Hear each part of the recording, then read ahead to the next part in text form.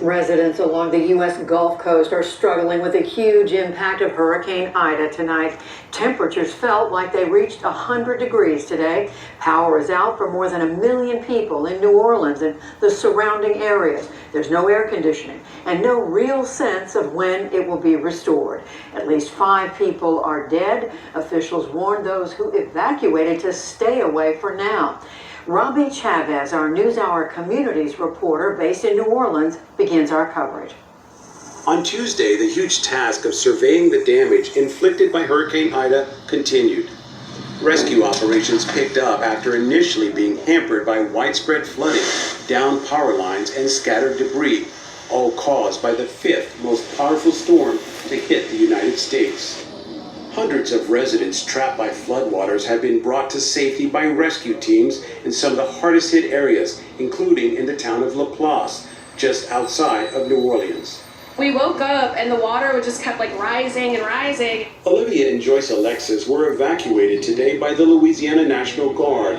They initially thought they were safe, but were caught off guard as waters overflowed from nearby rivers and lakes. To actually go through it, it was traumatic. Go through it again. Because it made me very anxious. Because you relive all these previous experiences that you've had. And, I hope this will be a better thing. I ain't got nowhere now, I lost everything I had. In nearby Houma, Louisiana, residents like 70-year-old Theophilus Charles were still struggling to grasp the devastation. Charles has lived in Houma his entire life. He says he had nowhere to go as Hurricane Ida blasted ashore on Sunday. I was born here. We went through all the major hurricanes here. So I figured I could stay young, and ride this one out, but I couldn't, The entire city of New Orleans and hundreds of thousands of other residents remain without power during sweltering summer heat. Long lines have been building for fuel as well. With no power and no water, Louisiana's Governor John Bel Edwards spoke to reporters this morning from Laplace. He urged people not to return to their homes. Now is really the most dangerous time over the next week, couple of weeks. And so we're asking people to be patient. We're asking people to be careful. Dangerous moments like this are only expected to increase. Scientists say hurricanes like Ida are likely to become more devastating. That's due in part to climate change, which is adding warmer waters, a natural fuel for hurricanes. In New Orleans, many breathed a sigh of relief in the immediate aftermath of Ida that a levee system overhauled after Hurricane Katrina held. The federal government spent billions of dollars to fortify the city's defenses, including installing these refurbished pumps to keep the water out.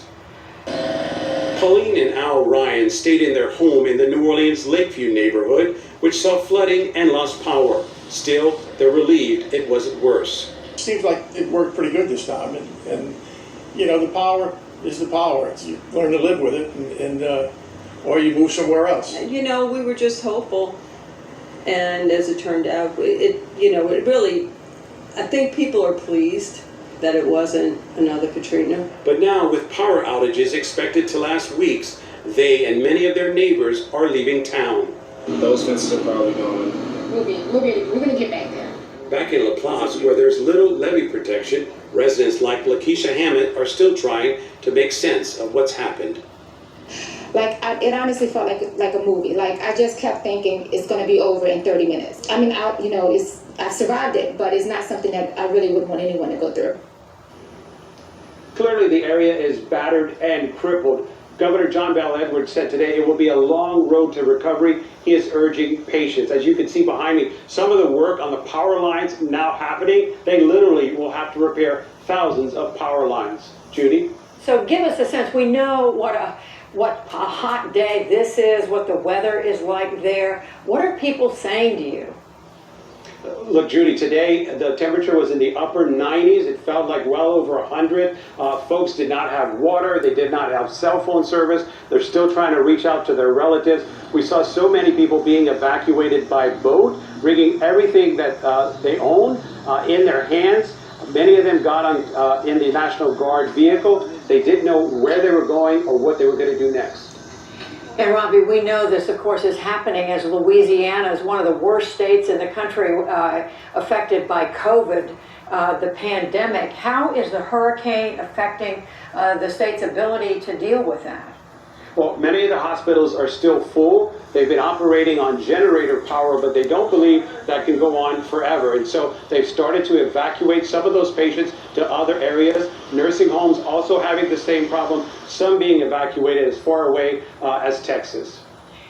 And Robbie, we know that this is going to take a long time to fix, to repair the damage across the state. People are saying weeks, even a month or longer. What does it look like?